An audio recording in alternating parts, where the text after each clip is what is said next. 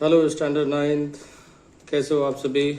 तो बच्चों, आज मैं जो बताने वाला हूँ changes of state of matter, यानी जो मैटर आपने पढ़ा सॉलिड, लिक्विड, गैस, है ना।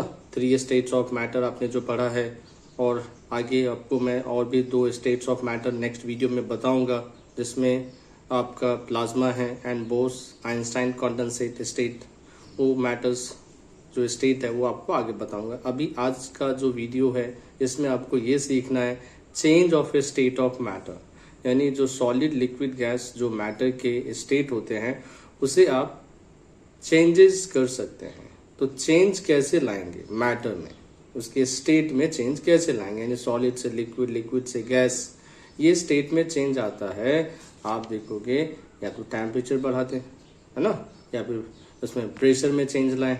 तो ये चीज़ अभी आपको आज समझना है। तो यही लिखा है, देखो कि can matter change it states, है ना। मैटर क्या स्टेट चेंज करते हैं, तो आपका आंसर क्या होगा, यस ही होगा।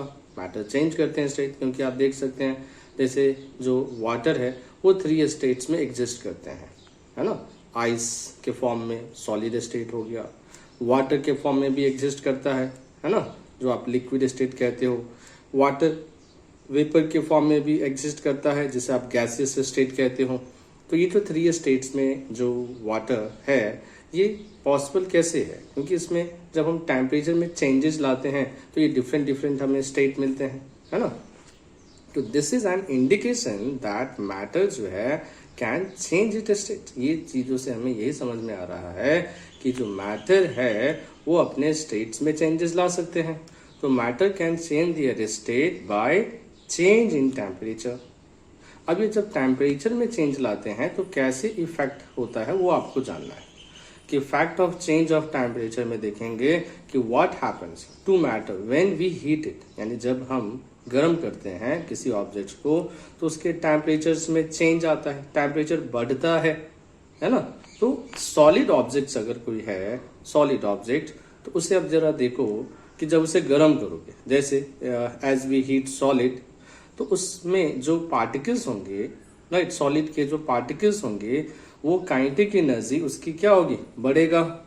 एंड काइनेटिक एनर्जी बढ़ेगा तो फिर क्या होगा, उसमें मूवमेंट आएगा, और ज्यादा मूवमेंट आएगा, तो between the particles of solid फिर इंक्रीज होगा, पार्टिकल्स जो है उसमें मूवमेंट आएगा, इंक्रीज करेंगे, मूवमेंट करेंगे, तो विच डिक्रीजेज द, इससे क्या होगा, जो अट्रैक्शन है फोर्स का, क्योंकि 2 पार्टिकल्स मान लीजिए, राइट, टेम्परेचर देने से पहले, राइट, नजदीक में थे, जब टेम्परेचर दे दिया तो अब थोड़ा डिस्टेंस पे आ गया तो मूवमेंट होने लगा, मोशन आने लगा, तो उसका फोर्स ऑफ अट्रैक्शन जो होगा वो तो डिक्रीज हो जाएगा, मूवमेंट, है ना, फोर्स ऑफ अट्रैक्शन डिक्रीज होगा, तो फिर उसमें क्या आएगा, मोशन आने के बाद उसमें अट्रैक्शन जो है दैट इज वो आपका जो पहले से क्या हो गया, दैट इज कम हो गया force of attraction, so they starts vibrating and changes there, that is जो देखो position slowly, and due to heat the particles become free and solid जो है कन्वर्ट्स इनटू लिक्विड स्टेट, है ना। सॉलिड इस तरह से आपको लिक्विड स्टेट में आता है। जैसे आप आइस है, आइस को आप गर्म करते हो तो उसके अंदर के जो आइस के जो पार्टिकल्स होते हैं, राइट, जैसे आइस क्यूब्स है, इसको अगर जब हमने गर्म किया तो इसके अंदर के जो पार्टिकल्स होंगे, है ना, उसमें काइनेटिक एनर्जी बढ़ेगी और फिर वो उसमें मोशन आने लगेगा, मोशन आएगा तो सॉलिड से फिर वो लिक्विड में चेंज हो जाएगा, है ना। तो अब इसमें एक कुछ ये भी समझ के लो कि मेल्टिंग पॉइंट क्या होता है, राइट। मेल्टिंग पॉइंट क्या होता है, the temperature at which solid melts to become a liquid at atmospheric pressure is called melting point, है ना। For example the melting point of an ice is 273.16 kelvin, approximate में कहें तो 273 kelvin या 0 degree Celsius, यानी 0 degree Celsius जब आप ice का आएगा तो वो मेल्ट करना स्टार्ट हो जाता है। यानी जो हम कहें तो मेल्टिंग पॉइंट जो है सभी जो सब्सटेंसेस का अलग अलग होता है ना। आइस का यहाँ पे लिखा है एग्जाम्पल 0 डिग्री सेल्सियस या 273 कैल्विन अप्रोक्सीमेट में कह सकते हैं, है ना। सो ये हो गया मेल्टिंग पॉइंट, है ना, क्योंकि मेल्टिंग पॉइंट भी समझना था, बिकॉज हम कोई भी सब्सटेंस को अगर अगर मेल्ट कर रहा है तो हम उसको राइट मेल्टिंग पॉइंट जो तक उसको हीट देना पड़ेगा, तभी ऐसा हो सकता है ना। नेक्स्ट अंडरस्टैंड करते हैं कि what is called fusion. Fusion क्या होता है? Fusion the process of melting of solid into liquid is called fusion. Simple जो प्रोसेस है मेल्टिंग का, उसको हम क्या कह सकते हैं? फ्यूजन कह सकते हैं। And the process of melting of a solid into liquid is called fusion. यानी ये जो है एग्जांपल आप देखो कि ये आइस क्यूब है, इसको आप गर्म करते हो तो ये आइस क्यूब जो है इसके जो पार्टिकल्स हैं आइस क्यूब के अंदर वो हीट गेन कर रहे हैं, और ये हीट गेन करके कि दैट इज इसमें जो पार्टिकल्स में मोशन आएगा, और मोशन आएगा तो फिर पार्टिकल्स का क्या होगा, धीरे धीरे वो जो सॉलिड्स हैं फिर वो जो लिक्विड स्टेट में आ जाएगा।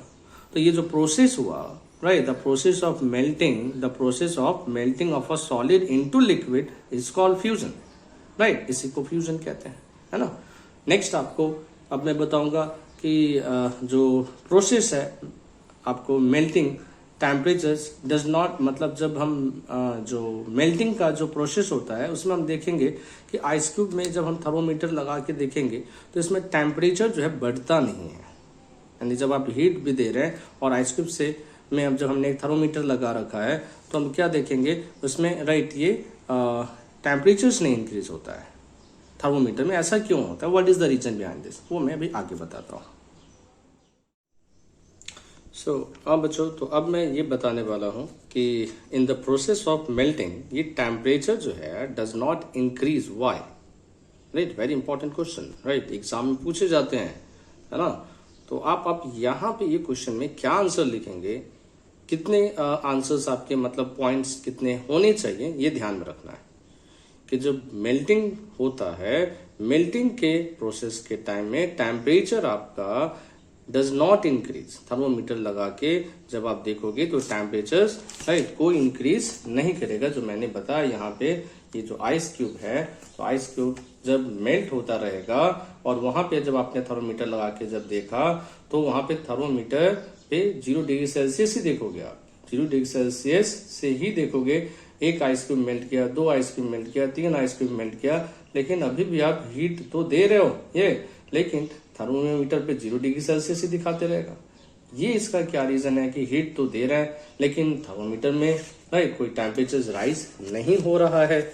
इसका रीजन अभी आपको मैं बता देता हूं। देखो, इन द मेल्टिंग होता क्या है, in the melting process once a solid reaches its melting point, मतलब मेल्टिंग प्रोसेस में पहले सॉलिड जो है उसको हम एक मेल्टिंग पॉइंट तक उसको हीट देते हैं, तो it's temperature does not increase further right. So where does all heat go, है ना।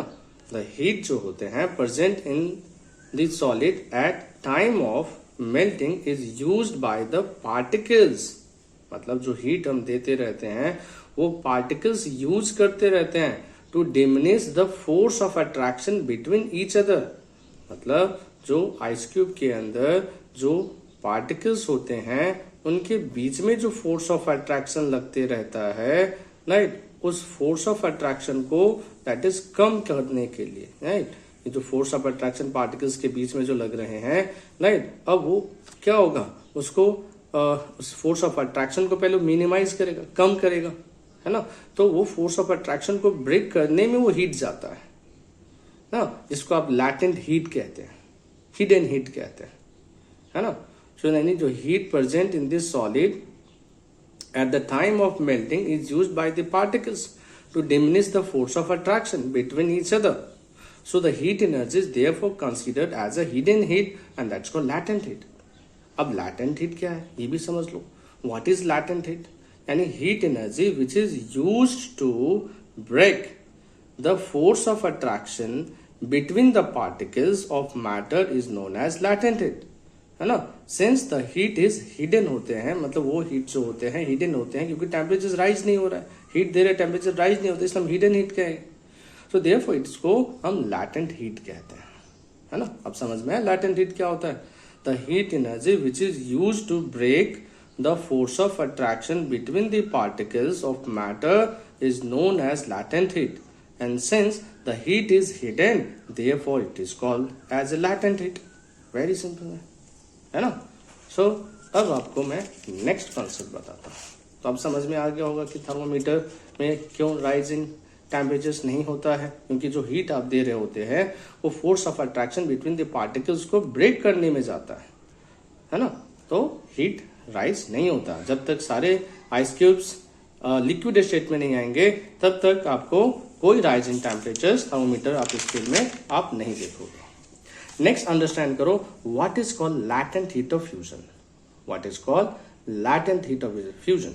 एक तो था लैटेंट हीट, अब आप समझे लैटेंट हीट ऑफ फ्यूजन क्या होता है, यानी वो अमाउंट ऑफ हीट की बात हो रही है। लैटेंट हीट ऑफ फ्यूजन जो हो रहा है मतलब कितना हीट हम दें 1 kg ऑफ सॉलिड ऑब्जेक्ट को मेल्ट करने के लिए, उसी हीट को कहते हैं लैटेंट हीट ऑफ फ्यूजन। यानी amount of heat energy required to change 1 kg of a solid into liquid at atmospheric pressure at its melting point is known as latent heat of fusion. Very simple question ये भी आता है, latent heat भी आता है और latent heat of fusion भी आता है। दो अलग अलग क्वेश्चन है, कंफ्यूज मत होना है। लैटेंट हीट ऑफ हीट तो that is the hidden heat जो मैंने बताया, that is the heat energy which is used to break the force of attraction between the particles of matter is known as the latent heat. Since the heat is hidden, therefore it is called that है ना latent heat. But ये latent heat of fusion का क्या concept है, ये amount of heat energy required to change 1 kg of solid into liquid at atmospheric pressure at its melting point is known as latent heat of fusion. Right? Next concept समझिए, what is called atmospheric pressure। मतलब pressure exerted by the weight of the atmosphere is called atmospheric pressure, and the atmospheric pressure जो होते हैं at a point is defined as the force acting normally है ना on a unit area at that point due to the total height of the air column of the atmosphere above it है ना। तो atmospheric pressure जो होते हैं ये maximum होते हैं at sea level, right, at sea level ये मैक्सिमम होते हैं एंड ये डिक्रीज करते हैं as we go higher altitudes and its symbol is, इसको हम प्रेशर को पीए से डिनोट करते हैं एंड ऐसा यूनिट इज न्यूटन पर स्क्वायर मीटर। न्यूटन पर स्क्वायर मीटर और कहें तो पास्कल भी होता है, और 1 पास्कल को हम 1.013 इंटू 10⁵ न्यूटन पर मीटर स्क्वायर कहते हैं। यानी जो एटमॉस्फेयर का जो प्रेशर होता है उसको हम पास्कल से इंडिकेट करते हैं, है ना। जो एटमॉस्फेरिक प्रेशर जो होते हैं ये measured by instrument called barometer, और 1 atmosphere is called what 1 atmosphere 10⁵ pascals, right. ये था आपका कॉन्सेप्ट। अब आपको मैं बताऊंगा कि लिक्विड स्टेट में राइट कि जो इफेक्ट है चेंज ऑफ टेम्परेचर क्या इफेक्ट लाता है, ठीक है। Next understand. सो नाउ बच्चों, अब आपको मैं ये बताने वाला हूँ जिस कि लिक्विड में क्या चेंजेस आते हैं जब हम टेम्परेचर को इंक्रीज करते हैं। टेम्परेचर को इंक्रीज या डिक्रीज करें तो लिक्विड में क्या चेंजेस आएगा, अभी आपको ये जानना है। तो देखिए लिक्विड्स है तो just like solid the kinetic energy of particles of liquid increases. जिस तरह से सॉलिड में जब हम गर्म करते हैं तो उनके पार्टिकल्स जो है उसकी काइनेटिक एनर्जी बढ़ती है, तो यानी जो लिक्विड में होगा वहां भी पार्टिकल्स में काइनेटिक एनर्जी इंक्रीज होगा, तो the force of attractions among them decreases. यानी पार्टिकल्स में जब काइनेटिक एनर्जी बढ़ेगा तो ऑब्वियसली फोर्स ऑफ अट्रैक्शन जो होगा, यानी पहले जो क्लोजर था अब वो दूर हो जाएंगे, अब दूर हो जाएंगे तो फोर्स ऑफ अट्रैक्शन कम हो जाएगा, है ना। तो काइनेटिक एनर्जी बढ़ाने से फोर्स ऑफ अट्रैक्शन डिक्रीज होता है, ये अब बात आप समझ चुके हो, है ना। तो अब होगा क्या लिक्विड में कि जिस तरह से जिस सॉलिड के साथ हुआ वैसा ही लिक्विड में भी वैसा ही होगा, काइनेटिक एनर्जी बढ़ेगा, फोर्स ऑफ अट्रैक्शन डिक्रीज होगा एंड दे स्टार्ट क्या हो जाएंगे, है ना, ये आपका मूविंग फ्रीली। और as we keep on supplying the heat a point comes, है ना। जिस तरह से हम हीट दे रहे हैं राइट, एक पॉइंट आएगा जिसमें हम ये देखेंगे कि व्हेन द पार्टिकल्स होगा overcome the force of attraction. अब वो फोर्स ऑफ अट्रैक्शन से काफी दूर राइट ओवरकम करके है ना, फोर्स ऑफ अट्रैक्शन अब उसमें बहुत ही निग्लिजिबल कम लग रहा होगा, तब वो liquid start changing into gas. अब वो लिक्विड ये गैस में इस तरह से ये वेपर स्टेट में आपको चेंज होने लगेगा, है ना। तो कुछ ऐसा ही होता है एरेंज में, देखा आपने, राइट। लिक्विड इस कंटेनर में रखा है, हम गर्म कर रहे हैं, राइट। जब गर्म कर रहे हैं तो देखेंगे कि कुछ समय के ही बाद, राइट, हमें ये वाटर वेपर बनने लगते हैं। तो ये वाटर वेपर क्यों बनते रहते हैं? क्योंकि लिक्विड जो पार्टिकल्स हैं वो हीट गेन किया, अब वो मूवमेंट किया, अब मूवमेंट करने के बाद वो, राइट, रैंडमली मूव करते करते दैट इज सरफेस से, राइट, आप वो देखोगे इवेपोरेट करने लगते हैं सरफेस से, दैट इज वो उसमें फोर्स ऑफ अट्रैक्शन इतना कम हो जाता है कि वो गैसेस स्टेट में वो आसानी से चेंज हो जाते हैं, है ना। तो ये एक प्रोसेस होता है ना। Energy from flame Burns in burner, heat up a liquid water and creates steam, ठीक है। अब इसमें एक और कॉन्सेप्ट सीखना है कि बॉइलिंग पॉइंट क्या होता है। बॉइलिंग पॉइंट, क्योंकि जब हम लिक्विड को गर्म करते हैं तो देखेंगे कि उसमें एक जब बॉइलिंग पॉइंट जब आएगा, राइट, प्रॉपर, तब जाके लिक्विड बॉयल करना स्टार्ट होगा, है ना।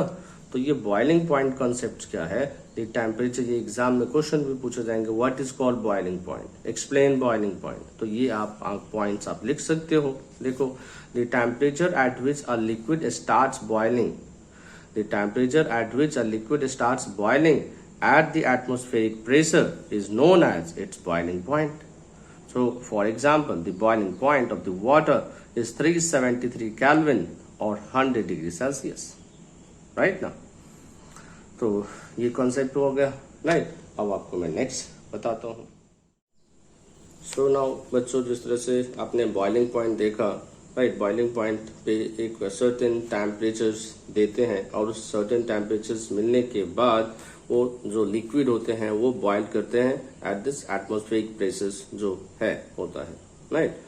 तो बॉइलिंग पॉइंट तो समझा, लेकिन अब आपको समझना है कि लैटेंट हीट ऑफ वेपोराइजेशन क्या होता है। लैटेंट हीट ऑफ वेपोराइजेशन यानी अब ये कॉन्सेप्ट क्या है, यानी जब आप बॉयल करते रहते हो तो देखते होगे कि जब आप 100 डिग्री सेल्सियस पे पानी जब बॉयल हो रहा होता है और उस केस में आप थर्मोमीटर से जब आप उसका टेम्परेचर चेक करोगे तो 100 डिग्री सेल्सियस टेम्परेचर बताएगा और आप हीट दे रहे हो और टेम्परेचर अभी भी 100 डिग्री सेल्सियस है, टेम्परेचर बढ़ नहीं रहा है। तो अब दिमाग में आएगा कि ये हीट जा कहाँ रहा है, वेयर दिस हीट गोज। तो वो जो हीट होता है वो स्टीम में जाता है। स्टीम जो भी आपका एक लैटेंट हीट होता है वो भी लैटेंट हीट है, क्योंकि वो टेम्परेचर्स में जो स्केल जो हमने यूज किया हुआ है थर्मोमीटर, इसमें कोई राइजिंग टेम्परेचर्स नहीं बता रहा है, तो वो स्टीम में जा रहा है। तो यही कॉन्सेप्ट अब आप समझोगे कि वो क्या है लैटेंट हीट ऑफ वेपराइजेशन। तो यहाँ समझ के लो, the amount of heat energy required to change 1 kg of a liquid into gas at atmospheric pressure at its boiling point is known as latent heat of vaporization। यानी जो heat हम दे रहे होते हैं 1 kg ऑफ लिक्विड को, और वह 1 kg of liquid अब वो गैसेस में चेंज हो रहा है, right, at the atmospheric pressure, तो and it's boiling point is known as the latent heat of vaporisation, है ना। कंसेप्ट क्लियर है, ठीक है। नेक्स्ट अंडरस्टैंड करो कि what happens when we decrease the temperature. अभी तो हम इंक्रीज की बात कर रहे थे, है ना। अब अगर मैं टेम्परेचर को वही कम करूं तो क्या चेंजेस आएगा, तो पहले गैसेस में समझ के लो। गैसेस में जब आप टेम्परेचर्स को जब आप देखोगे जब ठंडा कर रहे हैं, मतलब गैसेस है और जैसे कि वाटर वेपर है उसको आप ठंडा करो, तो ऑब्वियसली आपको पता है कि वाटर वेपर ठंडा होता है तो वाटर ड्रॉपलेट्स बनता है। तो यहाँ ये होता है कि kinetic energy between the particles decrease होने लगता है।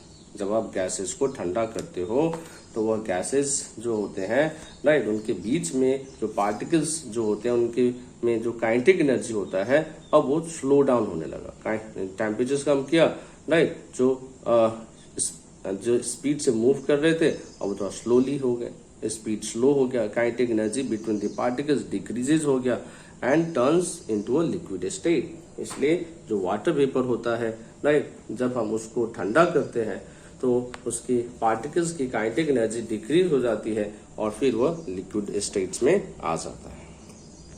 तो अब यहाँ पे एक ये भी कॉन्सेप्ट सीख लो कि व्हाट इज कंडेंसेशन और लिक्विफिकेशन। ये भी एक क्वेश्चन करके पूछा जाता है एग्जाम में, व्हाट इज कंडेंसेशन या फिर लिक्विफिकेशन। तो यहाँ पे आप ये बात जरूर लिखना, the process of converting a gas into a liquid bye cooling down its temperature is called that condensation. यानी जो कूलिंग का जो प्रोसेस है, राइट, जिसमें हम गैस को ठंडा करके लिक्विड बनाते हैं, उस प्रोसेस को ही तो कंडेंसेशन कहते हैं या लिक्विफिकेशन भी कहते हैं। जैसे आप देखो, the formation of a cloud, formation of a जो क्लाउड होता है वो क्या होता है, वाटर वेपर के, है ना, ठंडा होने की वजह से तो होता है। So due to the condensation of water vapour, जो अर्थ से, राइट, सरफेस से जो वाटर वेपर जो आपको सन की हीट से, दैट इज वो वाटर वेपर जो है that is in the sky में जाता है, फिर उसके बाद ठंडा होता है, फिर उसका वो क्लाउड बन जाता है, और फिर वो आपका जो रेन के फॉर्म में, वाटर ड्रॉपलेट्स के फॉर्म में फिर वो नीचे गिरता है ना। प्रोसेस तो वही होता है, इवेपोरेशन, फिर उसके बाद वो कंडेंसेशन होता है, एंड देन फिर उसके बाद बारिश होती है, नीचे डाउनफॉल होता है ना। और जो बारिश होती है वो आपका रेन जो होता है कभी स्नो के फॉर्म में, यानी काफी ज्यादा ठंडा हो जाता है, राइट, उस जोन में, तो फिर वो आपका बर्फ के फॉर्म में गिरता है। सो अब देखो नेक्स्ट, गैस की तो बात समझ में आ गया कि ठंडा करने से क्या होता है ना, वाटर ड्रॉपलेट्स में बनता है। लेकिन लिक्विड के साथ क्या होता है, लिक्विड को अगर मैं ठंडा करता हूँ, टेम्परेचर उसका कम करता हूँ लिक्विड के साथ, तो वो क्या होगा उसके साथ। तो ऑब्वियसली आपको ये चीज तो पता होगा, है ना, क्योंकि पानी को जब हम ठंडा करते हैं तो बर्फ बनता है ना। तो अब थोड़ा सा उसमें एक छोटा सा पॉइंट ये भी समझ लो कि लिक्विड में जब हम ठंडा करते हैं तो उसमें जो पार्टिकल्स होते हैं, है ना, तो उसकी काइनेटिक एनर्जी जो होती है वो डिक्रीज हो जाती है। बस ये बात याद रख लेना, the kinetic energy between the particles decreases and they turn into a solid state, for example this formation of an ice.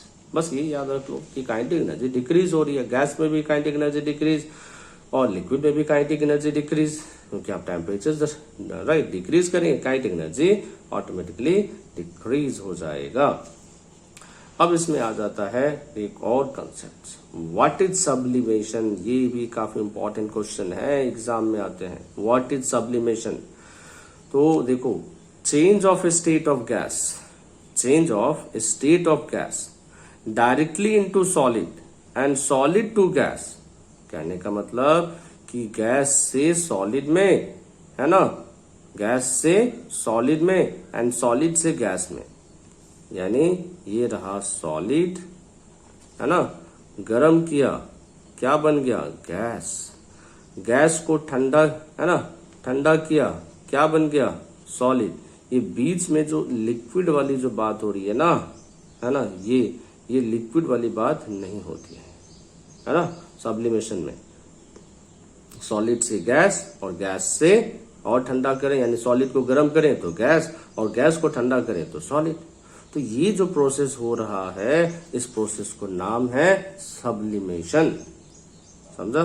तो देखते हैं, देखो, change of a state of a gas, change of a state of a gas directly into solid and solid to gas, या फिर बोले तो vice versa. Vice versa समझ में आया कि वाइस वर्सा मतलब सॉलिड टू गैस या फिर गैस टू सॉलिड, तो इसलिए इसको कहते हैं vice versa, is known as sublimation. For example, ध्यान से देखो, आप अपने डे टू डे लाइफ से ही मैं एग्जाम्पल ले रहा हूँ। जैसे कैम्फर होता है ना, ये जो सॉलिड होते हैं और डायरेक्टली आप देखोगे evaporates into air without changing into ना लिक्विड स्टेट, है ना। जैसे आप रूम में आप देखोगे, आप बाथरूम में हम ये आप जो कुछ ऑर्डिनल टाइप का रखते हैं तो देखोगे वो जो एक आपका सॉलिड फॉर्म में रहता है, लेकिन आप देखोगे कुछ 10 दिन बाद 15 दिन बाद वो सारे इवेपोरेट हो जाते हैं 15-20 डेज में।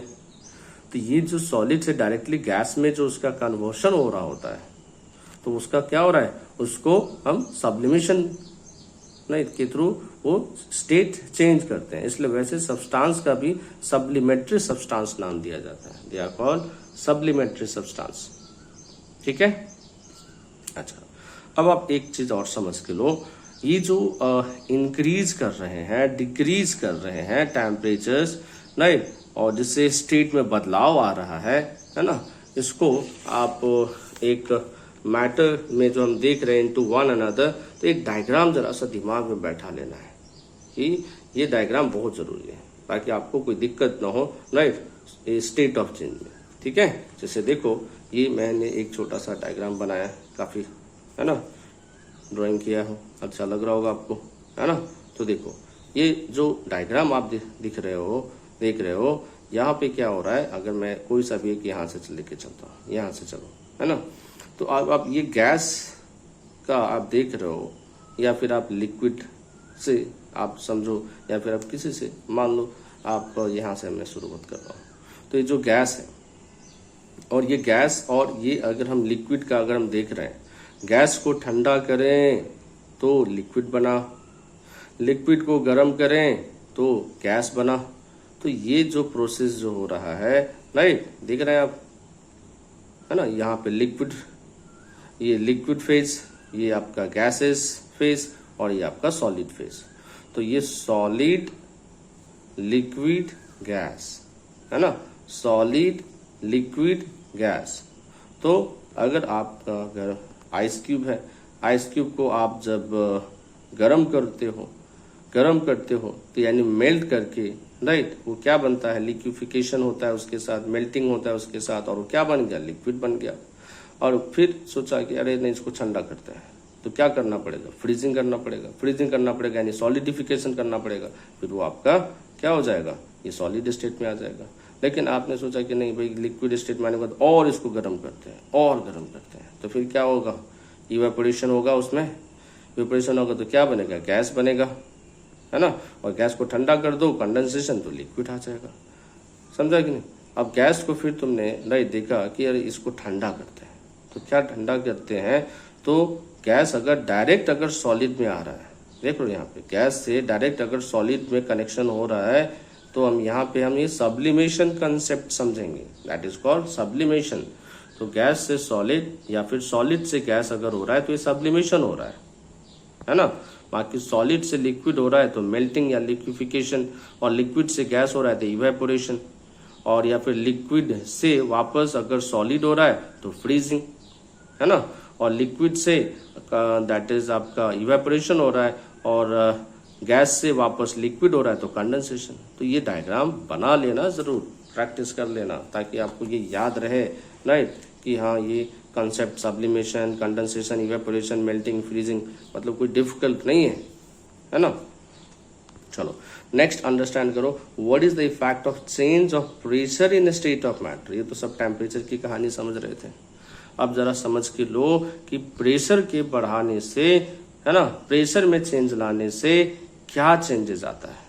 सो by applying pressure we can bring the particles of matter close to each other, very simple, बिल्कुल ऐसा ही होता है ना। Thereby increasing the force of attraction बढ़ा होंगे, है ना, force of attraction that is बढ़ा। तो जैसे ये कंटेनर है, इसमें गैसेस भरे होते हैं, है ना, और इसको अगर मैं राइट कंप्रेसर की मदद से अगर कंप्रेस करूं तो ऑब्वियसली ये क्या होगा, पार्टिकल्स जो हैं, राइट, पहले राइट यहाँ थे, अब पार्टिकल्स थोड़ा सा क्लोज हो जाएंगे, पार्टिकल्स थोड़ा सा और क्लोज हो जाएंगे। तो प्रेशर बढ़ाने से हम क्या देख रहे हैं, पार्टिकल्स क्लोजर आते हैं। अब क्लोजर आएंगे पार्टिकल्स, जो पार्टिकल्स इतनी दूर थे, अब प्रेशर बढ़ाने के बाद पार्टिकल्स अब इतनी दूर आ गए, तो इनके बीच में फोर्स ऑफ अट्रैक्शन बढ़ेगा ना। तो increasing the force of attraction among the particles, right? So when we compress and decrease the temperature of a gas, the gas changes into liquid state. इसी को बोलते हैं आपका लिक्विफिकेशन जो होता है, जिसमें आपको बहुत सारे जो गैसेस जो होते हैं, है ना, उसको कंप्रेस्ड करके, राइट, प्रेशर काफी डिक्रीज करके, टेम्परेचर डिक्रीज करके उसको राइट लिक्विड स्टेट में बनाया जाता है। इसलिए आप देखोगे जो ऑक्सीजन है, राइट, उसको आप लिक्विड ऑक्सीजन में भी कन्वर्ट किया जा सकता है बाय दिस प्रोसेस, कंप्रेस करके, टेम्परेचर डिक्रीज करके। तो जो आपका जो गैस जो ऑक्सीजन है वो लिक्विड स्टेट में चेंज हो जाता है। ठीक है, सो अब एक और कंसेप्ट समझ लो, व्हाट इज ड्राई आइस। ये भी क्वेश्चन एग्जाम में आ जाता है बच्चे लोग को, राइट। लिखने में काफी दिक्कत होता है, भूल जाते हैं क्या होता है ड्राई आइस। वेरी सिंपल है, देखो यार, कार्बन डाइऑक्साइड जो होते हैं, carbon dioxide in the solid form में जो होते हैं ना, उसी को ड्राई आइस कहते हैं, है ना। अब ये ड्राई आइस तो चलो ठीक है, ये ड्राई आइस क्यों कह रहे हैं, ये भी समझ में आएगा कि भाई आइस तो चलो ठीक है, लेकिन ड्राई आइस क्यों कह रहे हैं। क्योंकि कार्बन डाइऑक्साइड जो है वो सॉलिड फॉर्म में जब आते हैं तो उसको हम ड्राई आइस कहते हैं। लेकिन आइस ठीक है, ड्राई आइस क्यों कह रहे हैं, क्योंकि ध्यान से देखो, it can directly turn into gas by decreasing the pressure to 1 atmosphere, मतलब, है ना। It can directly turns into gas, मतलब सॉलिड से डायरेक्ट गैस में वो चेंज होते रहते हैं, लिक्विड स्टेट में नहीं आते हैं। बात समझा, इसके लिए उसको ड्राई आइस कहते हैं। और ये आपका रेफ्रिजरेटर सब में जो यूज किया जाता है फॉर कूलिंग के लिए, dry ice. So it can directly turn into gas by decreasing the pressure, pressure जैसे ही डिक्रीज होता है तो वह ड्राई आइस जो है आपको गैसेस में चेंज हो जाते हैं, राइट। तो इसके लिए हम इसको ड्राई आइस कहते हैं। और क्वेश्चन आ गया भाई ड्राई आइस क्या होता है, तो carbon dioxide in the solid form is known as dry ice, याद रख लो।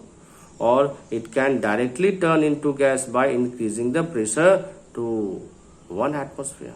ठीक है, ये था आपका एंड ऑफ द स्लाइड 3 और थर्ड वीडियो कंप्लीट हो गया है। अब ये चीज आपको समझ में आया है तो अपने फ्रेंड्स एंड रिलेटिव्स, उनको जरूरत है उनको जरूर आप शेयर करें, ताकि स्टैंडर्ड 9th का जो ये चैप्टर है साइंस का, हर एक चैप्टर आप लोग के लिए इजी हो जाएगा, है ना। पहले वीडियोस देखो अच्छे से, फिर उसका नोट्स बनाओ, है ना। बेसिक पॉइंट्स, डेफिनेशन, उसको क्वेश्चन और आंसर जो इसमें मैंने हर एक में आपको समझाया है, राइट, उसको आप नोटबुक में जरूर लिखो, है ना। क्वेश्चन विद आंसर हो गया, मेन डेफिनेशन हो गया, ये काफी जरूरी होता है, ताकि इससे आपका क्वेश्चन आंसर लर्निंग जो है आपको उतना डिफिकल्ट नहीं लगेगा। क्वेश्चंस और आंसर्स आप इजीली आप आंसर्स दे पाएंगे, इजीली लिख पाएंगे। इसलिए नोट्स से मेन पॉइंट्स लिखो, डेफिनेशन लिखो एंड सम जो क्वेश्चन और आंसर्स करके जो मैं लिखा हूँ वो तो जरूर लिखो आप, ठीक है। सो अब मैं नेक्स्ट वीडियो में आपको राइट बताऊंगा इवेपोरेशंस के बारे में डिटेल में, और फिर उसके बाद आपको important questions with answers, right. तो मिलते हैं नेक्स्ट वीडियो में, राइट। चलिए बाय, थैंक यू।